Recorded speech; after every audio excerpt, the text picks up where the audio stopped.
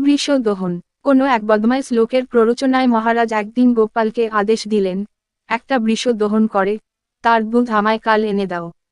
গোপাল যত বলে যে বৃষ দহন করে দুধ পাওয়া যেতে পারে না, মহারাজ সে কথায় কান দিলেন না মোটেই। অগত্যা গোপালকে বেরুতে হলো। গোপালের মতো ধুরন্ধর লোক টোটো করে ঘুরে কোন উপায় না বের করতে পেরে ক্লান্ত হয়ে বাড়িতে দরজা বন্ধ করে শুয়ে পড়ল। মনে মনে ভাবতে থাকে, কি করে এ যাত্রা বাঁচা যায়। গোপাল কোনো বুদ্ধিই মাথায় খাটাতে পারল না। গোপালের স্ত্রী স্বামীর এই রকম অস্বাভাবিক আচরণ দেখে বিস্মিত হয়ে এর কারণ জিজ্ঞাসা করলে। গোপাল বলে, মহারাজ আমাকে বৃষ দহন করে দুধ নিয়ে যেতে আদেশ দিয়েছেন। কি যে করি, কোথায় যাই, কে আমাকে এ বিপদ থেকে রক্ষা করবে ভেবেই কুলকিনারা কোনো পাচ্ছি না।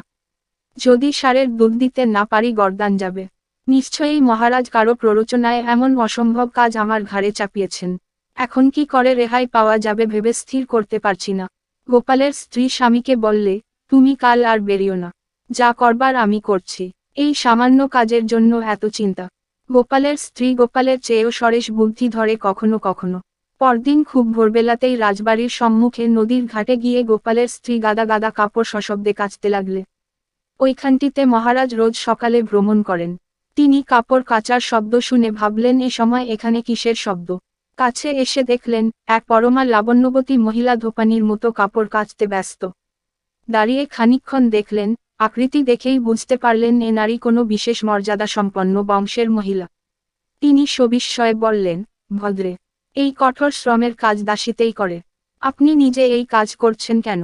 এর কারণ জানতে আমার একান্ত ইচ্ছে করছে, যদি বলেন খুবই আনন্দিত হব। গোপাল মহিষী বললেন, কি করব বলুন বাবা, দাসীর অসুখ করেছে, অথচ নতুন দাসী খুঁজে আনবার সামর্থ্য আমার স্বামীর আজ আপাত্ত নেই। কারণ তিনি প্রসব বেদনায় একান্ত কাতর। কাপড় সিদ্ধ হয়ে গেছে, কাজেই নিজে কাপড় কাচা ছাড়া আর উপায় কি? ঘরে আর কেউ নেই যে কাজটুকু করে দেয়। দুইয়ের একদিন ভেজা কাপড় ফেলে রাখাও যায় না, নষ্ট হয়ে যাবে। মহারাজ অবাক হয়ে প্রশ্ন করলেন, স্বামী প্রসব বেদনায় কাতর? এ কি অসম্ভব কথা বলছেন আপনি? পুরুষেরা কি সন্তান প্রসব করতে পারে? এ আমি আপনার মুখে ছাড়া কোথাও কোনোদিন দেখা দূরের কথা শুনিনি। গোপালের স্ত্রী বললেন, কেন হবে না? যে দেশে বৃষ দহন করলে দুধ পাওয়া যায় সে দেশে পুরুষের পক্ষে সন্তান প্রসব করা কি এতই অসম্ভব? আজ শুনলাম আমাদের মাননীয় মহারাজ আদেশ দিয়েছেন একজনকে বৃষ দহন করে দুধ আনতে। মহারাজ নিজের ভুল বুঝতে পারলেন এবং অনুমান করলেন ইনি গোপালের স্ত্রী।